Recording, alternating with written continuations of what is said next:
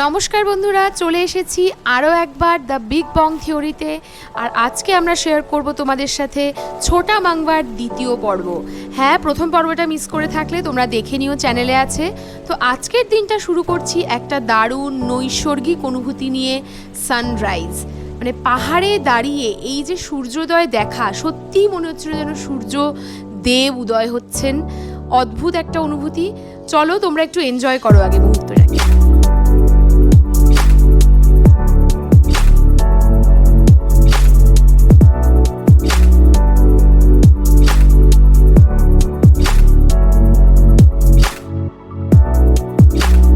সানরাইজের এই মোমেন্টটার পর এখন আমরা বেরিয়ে পড়েছি আরও একটা জিনিস দেখার জন্য।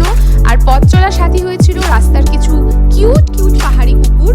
তো রাস্তার এই ভিউটা দেখতে থাকো। আর যাচ্ছি কোথায়? পাহাড়ে এসছি আর কাঞ্চনজঙ্ঘা দেখবো না, এটা আবার হয় নাকি? তো কাঞ্চনজঙ্ঘার উদ্দেশ্যেই বেরিয়ে পড়েছি।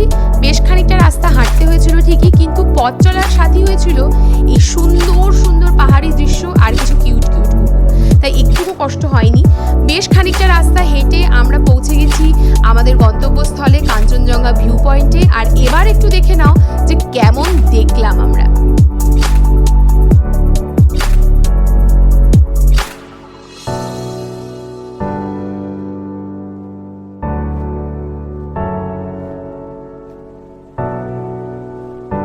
আজকের আমাদের মেন দুটো টার্গেট কাঞ্চনজঙ্ঘা ভিউ এবং সানরাইজ, এই দুটো কিন্তু সাকসেসফুলি কমপ্লিটেড।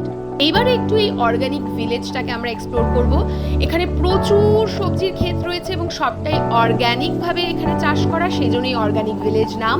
তো প্রথমেই এখানে বিনস একটু হাত দিয়ে ছিঁড়ে নিলাম। সবজির ক্ষেত দেখলে কিন্তু হাত দিয়ে সবজি পাড়ার আনন্দই আলাদা। তো আবার একটুখানি পশুদের সাথে খেলা করে নিলাম, আমি ভীষণ ভালোবাসি অ্যানিমালস। তারপরে আমরা এখন ছিঁড়বো কোয়াশ।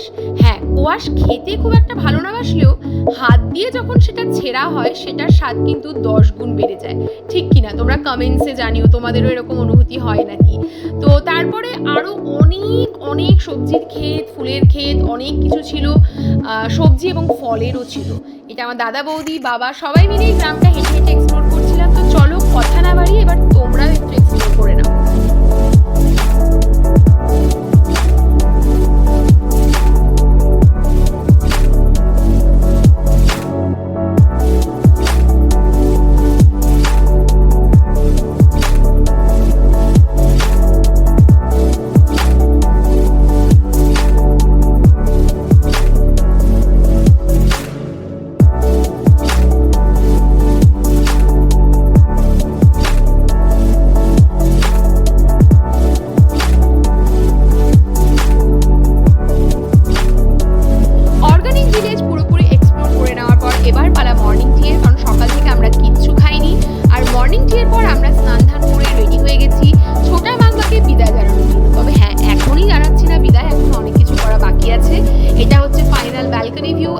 দেখে নিলাম, কারণ আবার কবে আসবো জানি না।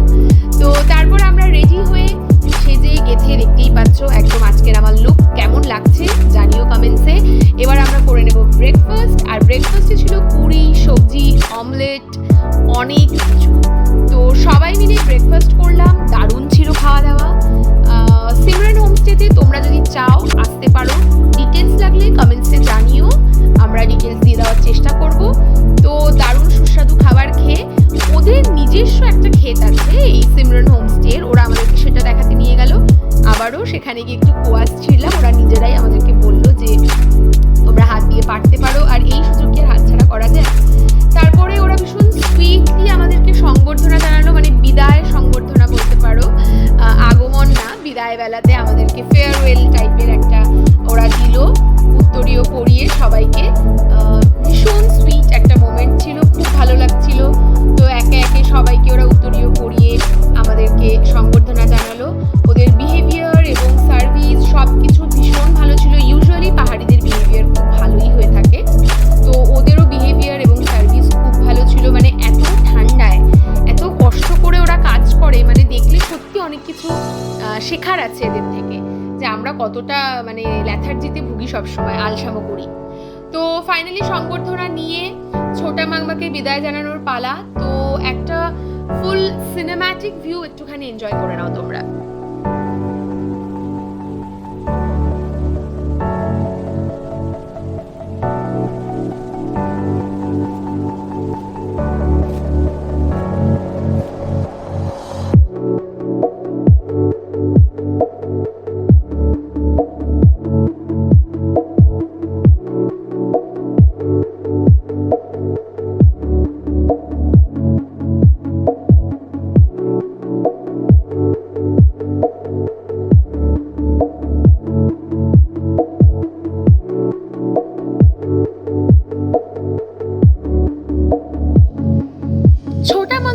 বিদায় জানিয়ে এবারে আমরা যাব বারামাংবাতে।